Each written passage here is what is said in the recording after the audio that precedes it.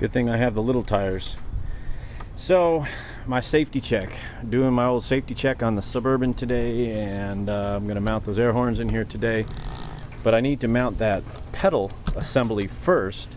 There's not a lot of room in this engine compartment, but I'd like to mount that pedal assembly first and kind of see where the cable goes.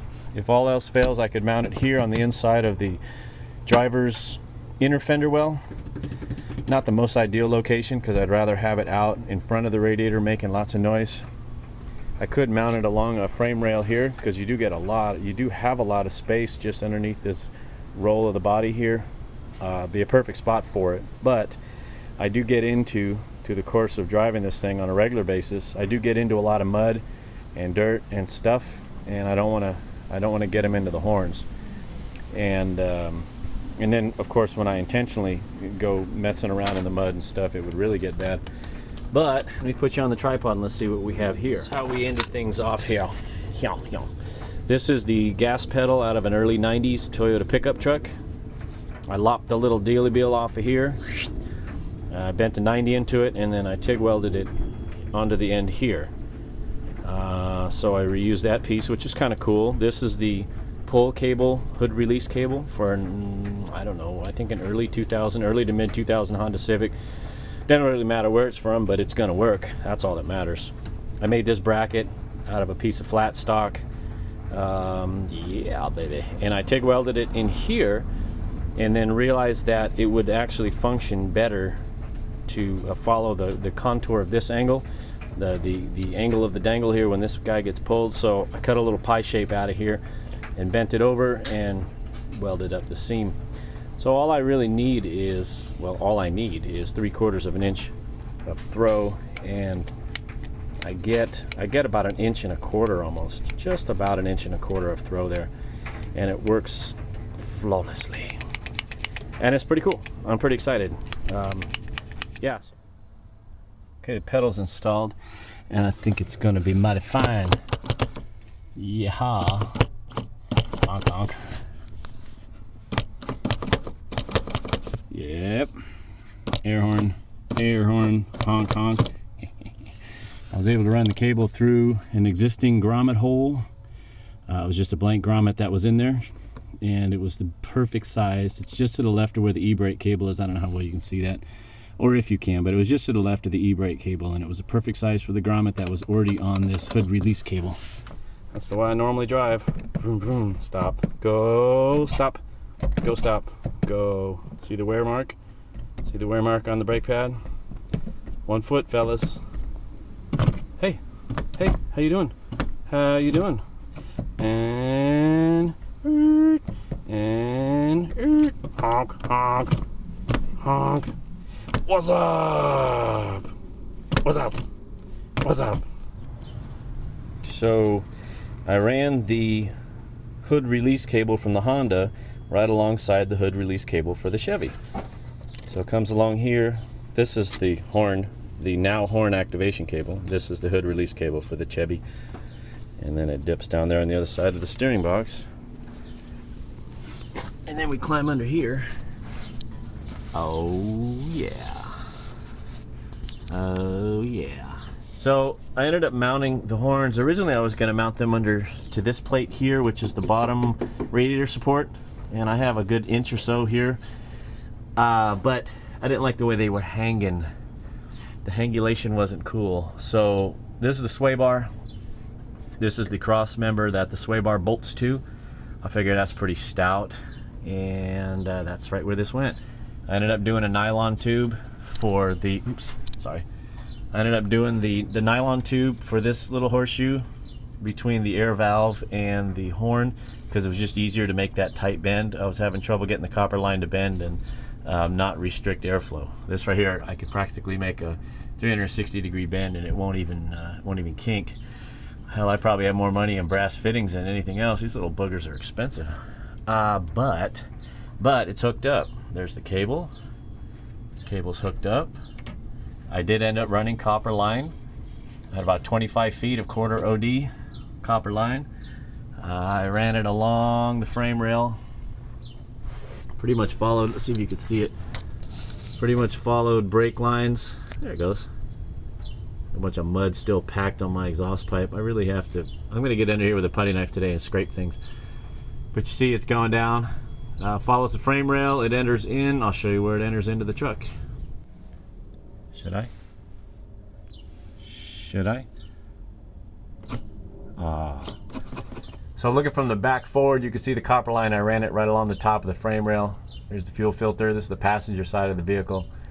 Yeah, I got some mud inside that frame rail. I need to get in here with a plastic putty knife on my back and start scraping. Anyhow, there's the new copper line. Runs up over the top of the frame rail here. Let's get a different look.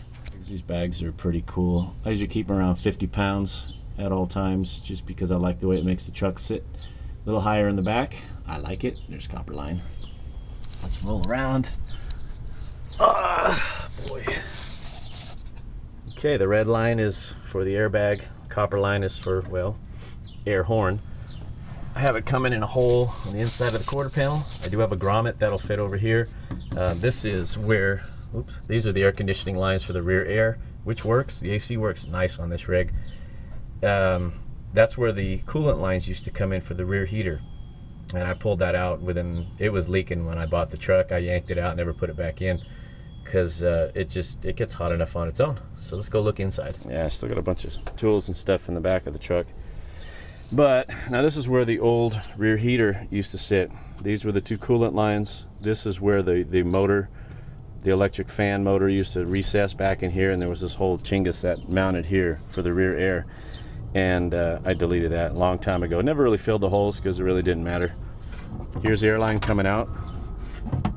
I'm going to put a 1/4 inch fitting on the end of here, and I'm going to run a flexible rubber line that's going to plug into the tank and compressor. Going to sit here in a little cradle type dolly that I'm going to make. It's just going to hang out right here, and it's going to clip into here to keep it from rolling around in the back of the truck. And yeah, I think that's how it's going to work. At least that's how it works in my head. Here are those jumper cables. These are awesome. Anyway, so let's see what else I can get done. I don't have the actual compressor and tank hooked up to this thing yet. I just haven't built the caddy. So I have one of those portable tanks that you fill tires with. Oh, maybe that's better. I have one with my feet are wet because I just washed the bottom of the truck.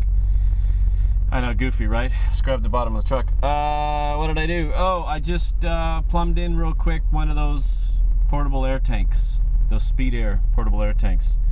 And I'm going to hop out on the highway real quick, and we're going to test this bad boy out. I wanted to be nice to my neighbors. It's Sunday afternoon. It's 4:15.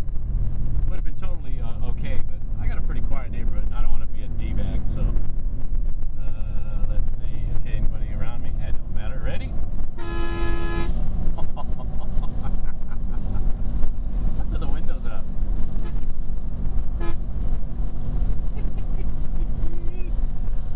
Okay, let me go find a cool place that I can set this up.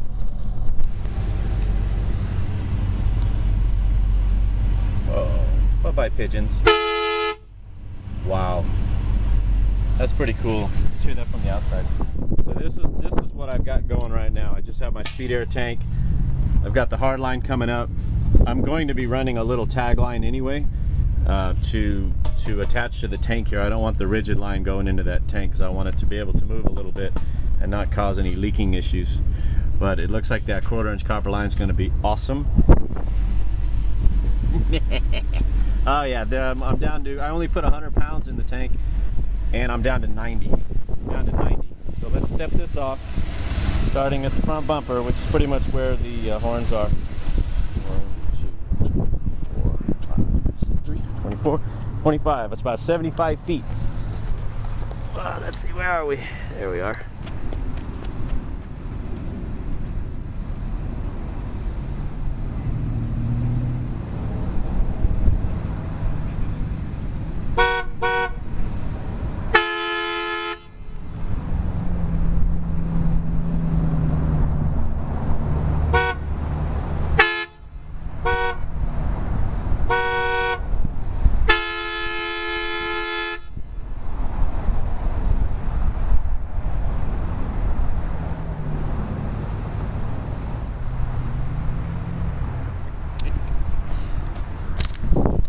Oh, that's fun. that was fun. I think that's a bit different sounding than the stock horn. That's what I found. Wait a minute, look. Speaking of fun. Ew. Ew. Somebody was having fun. Yeah, at least they were being safe about it. Yeah, oh boy, that just works perfect. That just works perfect. This is a fingertip.